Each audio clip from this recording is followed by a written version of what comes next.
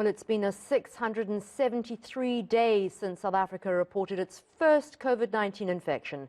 The Western Cape Health Department yesterday announced that the province's fourth wave has peaked, along with Gauteng. Well, recently released national excess death figures indicate that the Omicron peak took a fraction of the lives compared to the Delta variant.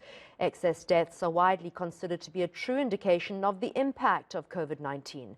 It's a measure of deaths against the historical average.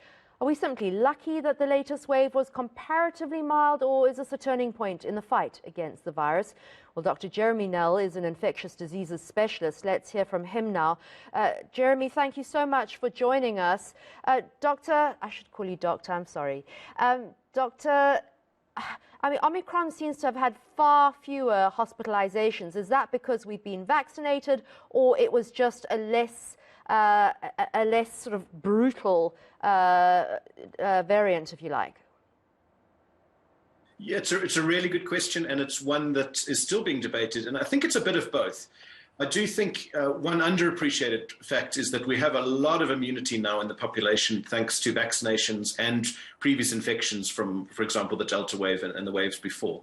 And although that's often not enough to prevent infections from taking place, it's usually enough to prevent severe disease from taking place and therefore to prevent deaths. So I think that's one big reason. You know, we have maybe more than 75% of the country now who's had COVID or been vaccinated or both. And then another reason, though, is just that we did get a bit lucky with this variant. It appears, and it is still early days, and people are still debating this, and the evidence isn't yet definitive, but it does appear that this variant itself may be intrinsically a bit less virulent than the previous variants, with a bit less propensity to cause the really bad pneumonias that caused so much of the deaths the first time. So it's a combination. I think we got a bit lucky with the variant, but I do think we shouldn't underestimate the fact that we're in a really good position now in terms of population immunity, and that is definitely a contributing factor as well. Doctor, I did read yesterday that another variant has been picked up. Is that just part of the way the disease mutates? It is, and I think we have to be prepared to understand that this will probably shoot off variants for years, if not forever. And really the question is, when you find a new variant, is really only one of two things. And first is it going to predominate? In other words, is it going to beat back, say, Omicron, which is the current variant? Because if it's not, then there's really nothing much to even discuss any further. And then the second question is, if it is likely to become the dominant variant like Omicron was over Delta, is it likely that it's going to cause a big wave of severe disease? And that's really the question. It's not the number of infections it'll cause. It's the amount of severe disease it'll cause. And that's the key issues to look at. The variant that has made the news in the last few days doesn't seem, according to experts in the field, as if it's particularly worrying at the moment. Doctor, I think I'm sensing a reluctance because of the less severe mutation of Omicron, of people to get their booster shot. Do we need that booster shot, and are you really encouraging us to go out and get it?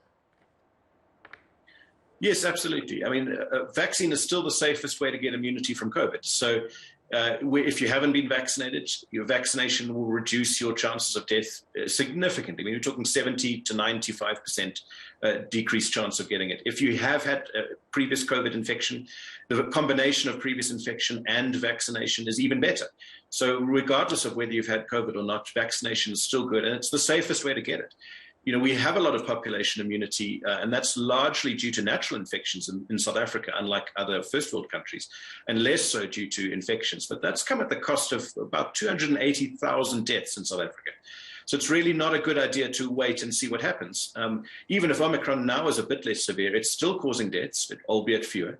And of course, we don't know what the next variant, if there is one, will do in terms of severity either. And it's best to be prepared. There really is no good reason not to get vaccinated for any reason. I was under the impression that the more the virus evolves and the more variants crop up in its evolution, if you like, the less severe they will be. But you're saying that's not necessarily the case. It is a little bit of a misconception, unfortunately. So it is definitely true that things can evolve to become less severe. But the experience with COVID so far is that Omicron's the first one which is less severe than the original variant, which spread across the world. Alpha was more severe, Beta was more severe, Delta was more severe.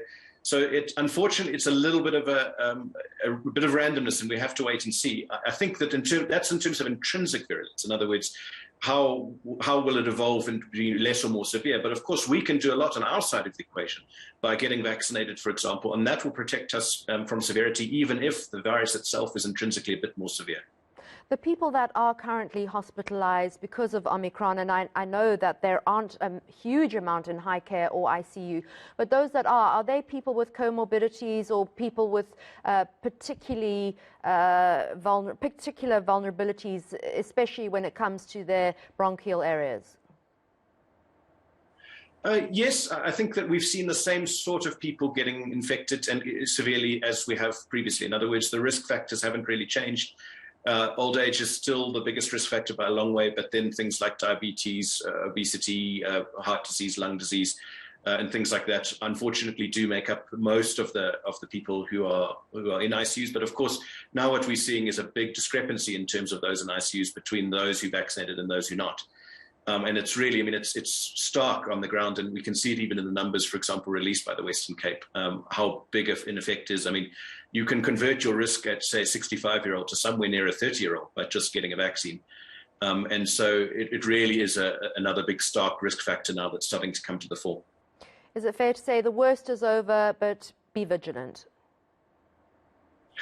I hope so. I'm optimistic that I think that we're in a good position in terms of population immunity. It's very difficult to predict this, but I'm cautiously optimistic that I think the worst is over, hopefully.